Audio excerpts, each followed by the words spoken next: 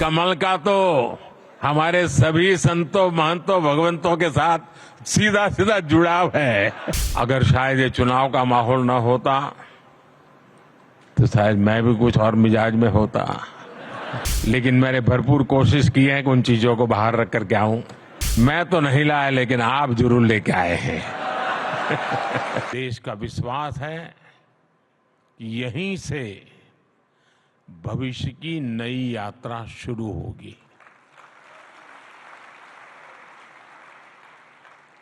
इन सारे संयोगों के बीच आज हम यहां एक साथ उपस्थित है,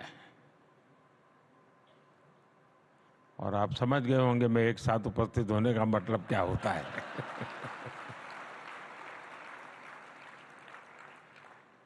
मेरा आप लोगों से जुड़ाव बहुत पुराना है। हर फिरके की अपनी एक दुनिया है। भाई और बहनों, देश के लिए अमृतकाल का विचार ये केवल एक बड़ा संकल्प ही ऐसा नहीं है, ये भारत की वो आध्यात्मिक प्रेरणा है जो हमें अमरता और शाश्वतता को जीना सिखाती है। हम 2500 वर्ष बाद भी आज भगवान महावीर का निर्वाण दिवस मना रहे हैं, और हम ये जानते हैं कि आगे भी कई हजार वर्ष बाद भी ये देश भगवान महावीर से जुड़े ऐसे उत्सव मनाता रहेगा। सदियों और सहस्त्राब्दियों में सोचने का ये सामर्थ्य, ये दूरदर्शी और दूरगामी सोच, इसलिए ही भारत न केवल विश्व की सबसे प्राचीन जीवित सभ्यता है, बल्कि मानवता का सुरक्षित ठिकाना भी है। ये भारत ही है जो स्वयं के लिए नहीं, सर्वम के लिए सोचता है। ये भारत ही है जो स्व की नहीं, सर्वस्व की भावना करता है। ये भारत ही है जो अहम नहीं, वयम की सोचता है। ये भारत ही नहीं जो इति नहीं, अपरिमित में विश्वास करता है। ये भारत ही है जो नीति की बात करता है, नेति की भी बात करता है। ये भारत ही है जो पिंड में ब्रह्मांड की बात करता है, विश्व में ब्रह्म की बात करता है, जीव में शिव की बात करता है।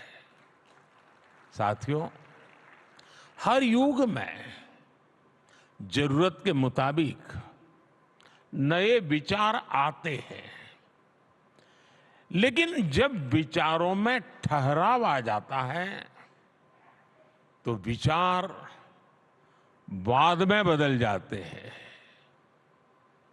और वाद विवाद में बदल जाते हैं। लेकिन जब विवाद से अमृत निकलता है और अमृत के सहारे चलते हैं, तो हम नवसर्जन की तरफ आगे बढ़ते हैं।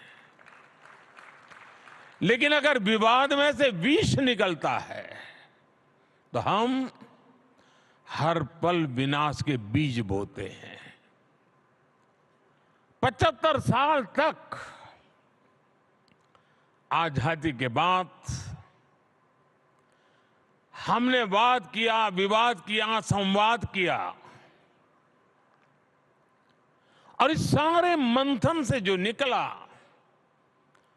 अब 75 साल हो गए। अब हम सबका दायित्व है कि हम उससे निकले हुए अमृत को लेकर के चलें, विष से हम मुक्ति ले लें और इस अमृत काल को जी करके देखें। वैश्विक संघर्षों के बीच देश युद्धरत हो रहे हैं। ऐसे में हमारे तीर्थंकरों की शिक्षाएं और भी महत्वपूर्ण हो गई है। उन्होंने मानवता को वाद विवाद से बचाने के लिए अनेकांतवाद और शातवाद जैसे दर्शन दिए हैं।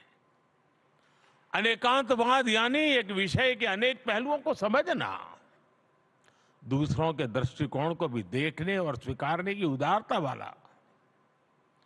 आस्था की ऐसी मुक्त व्याख्या, यही तो भारत की विशेषता है और यही भारत का मानवता को संदेश है। साथियों, आज संघर्षों में फंसी दुनिया भारत से शांति की अपेक्षा कर रही है। नए भारत के इस नई भूमिका का श्रेय हमारे बढ़ते सामर्थ्य और विदेश नीति को दिया जा रहा है। लेकिन मैं आपको बताना चाहता हूं, इसमें हमारी सांस्कृतिक छवि का बहुत बड़ा योगदान है। आज भारत इस भूमिका में आया है क्योंकि आज हम सत्य और अहिंसा जैसे व्रतों को वैश्विक मंचों पर पूरे आत्मविश्वास से रखते हैं। हम दुनिया को ये बताते हैं कि वैश्विक संकटों और संघर्षों का समाधान भारत की प्राचीन संस्कृति में है, भारत की प्राचीन परंपरा में है। इसलिए आज विरोधों में भी बटे विश्व के लिए भारत विश्व बंधु के रूप में अपनी जगह बना रहा है। क्लाइमेट चेंज ऐसे संकटों के समाधान के लिए आज भारत ने मिशन लाइफ जैसे ग्लोबल मूवमेंट की नींव रखी है। आज भारत ने विश्व को one earth, one family, one future का विजन दिया है। क्लीन एनर्जी और सस्टेनेबल डेवलपमेंट के लिए हमने वन वर्ल्ड, वन सन, वन ग्रिड का रोड मैप दिया है। आज हम इंटरनेशनल सोलर अलायंस जैसे फ्यूचरिस्टिक ग्लोबल इनिशिएटिव का नेतृत्व कर रहे हैं। हमारे इन प्रयासों से दुनिया में एक उम्मीद ही नहीं जगी है, बल्कि भारत की प्राचीन संस्कृति को लेकर विश्व का नजरिया भी बदला है। साथियों, जैन धर्म का अर्थ ही है जीन का मार्ग, यानी जीतने वाले का मार्ग। हम कभी दूसरे देशों को जीतने के लिए आक्रमण करने नहीं आए। हमने स्वयं में सुधार करके अपनी कमियों पर विजय पाई है। इसलिए मुश्किल से मुश्किल दौर आए, लेकिन हर दौर में कोई न कोई ऋषि, मनीषी हमारे मार्गदर्शन के लिए प्रकट हुआ। बड़ी बड़ी सभ्यताएं नष्ट हो गई, लेकिन भारत ने अपना रास्ता खोज ही लिया। भाई और बहनों, आप सबको याद होगा, केवल 10 साल पहले ही हमारे देश में कैसा माहौल था। चारों तरफ निराशा, हताशा। ये मान लिया गया था कि इस देश का कुछ नहीं हो सकता। भारत में ये निराशा भारतीय संस्कृति के लिए भी उतनी ही परेशान करने वाली बात थी। इसलिए 2014 के बाद हमने भौतिक विकास के साथ ही विरासत पर गर्व का संकल्प भी लिया। आज हम भगवान महावीर का 2550वां निर्वाण महोत्सव मना रहे हैं। इन 10 वर्षों में हमने ऐसे कितने ही बड़े अवसरों को सेलिब्रेट किया है। हमारे जैन आचार्यों ने मुझे जब भी आमंत्रण दिया, मेरा प्रयास रहा है कि उन कार्यक्रमों में भी जरूर शामिल रहूं। संसद के नए भवन में प्रवेश से पहले मैं मिच्छामि दुक्कडम कहकर अपने इन मूल्यों को याद करता हूं। इसी तरह हमने अपनी धरोहरों को संवारना शुरू किया। हमने योग और आयुर्वेद की बात की। आज देश की नई पीढ़ी को यह विश्वास हो गया है कि हमारी पहचान हमारा स्वाभिमान है। जब राष्ट्र में स्वाभिमान का ये भाव जग जाता है तो उसे रोकना असंभव हो जाता है। भारत की प्रगति इसका प्रमाण है। साथियों, भारत के लिए आधुनिकता शरीर है, आध्यात्मिकता उसकी आत्मा है। अगर आधुनिकता से आध्यात्मिकता को निकाल दिया जाता है तो अराजकता का जन्म होता है। और आचरण में अगर त्याग नहीं है तो बड़े से बड़ा विचार भी विसंगति बन जाता है। यही दृष्टि भगवान महावीर ने हमें सदियों पहले दी थी। समाज में इन मूल्यों को पुनर्जीवित करना आज समय की मांग है। भाई और बहनों, दशकों तक हमारे देश ने भी भ्रष्टाचार की त्रासदी को सहा है। हमने गरीबी की गहरी पीड़ा देखी है। आज देश जब उस मुकाम पर पहुंचा है कि हमने 25 करोड़ देशवासियों को गरीबी के दलदल से बाहर निकाला है।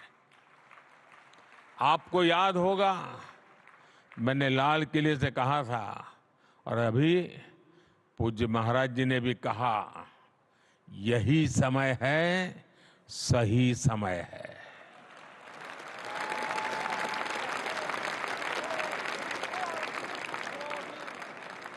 यही समय है कि हमारे समाज में अस्तेय अहिंसा के आदर्शों को मजबूत करें। मैं आप सभी संत गणों को भरोसा देता हूं, देश इस दिशा में हर संभव प्रयास जारी रखेगा।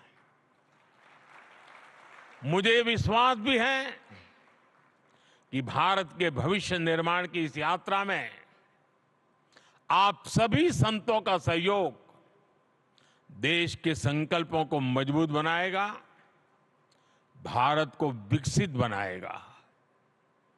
भगवान महावीर के आशीर्वाद 140 करोड़ देशवासियों का और मानव मात्र का कल्याण करेंगे।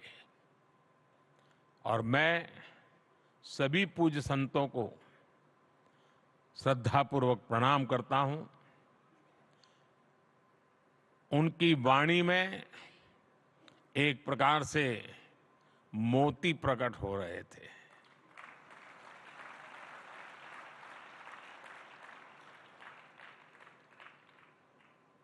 चाहे नारी सशक्तिकरण की बात हो,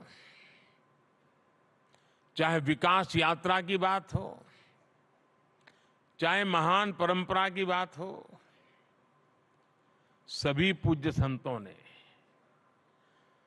मूलभूत आदर्शों को रखते हुए वर्तमान व्यवस्थाओं में क्या हो रहा है, क्या होना चाहिए, बहुत ही कम समय में बहुत ही अद्भुत तरीके से प्रस्तुत किया। मैं इसके लिए उनका हृदय से बहुत बहुत आभार व्यक्त करता हूं और मैं उनके एक एक शब्द को आशीर्वाद मानता हूं, वो मेरी में बहुत बड़ी पूंजी है और देश के लिए उनका एक एक शब्द प्रेरणा है, ये मेरा कन्विक्शन है।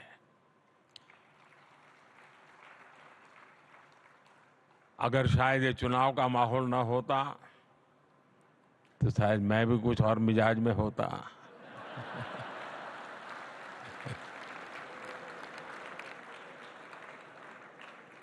लेकिन मैंने भरपूर कोशिश की है कि उन चीजों को बाहर रख करके आऊं।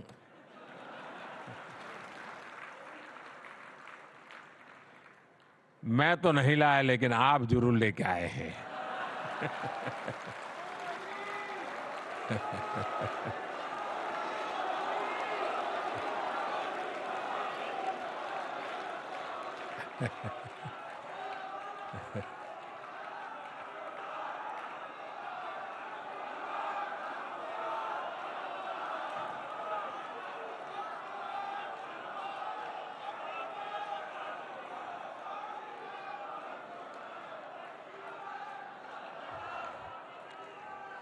लेकिन इन सब के लिए गर्मी कितनी ही क्यों न हो, जब घर में से निकलने की नौबत आए तभी इंतजार मत करना कि गर्मी कम होगी तब शाम को जाऊंगा। सुबह सुबह ही जाइए। और कमल का तो हमारे सभी संतों महंतों भगवंतों के साथ सीधा सीधा जुड़ाव है।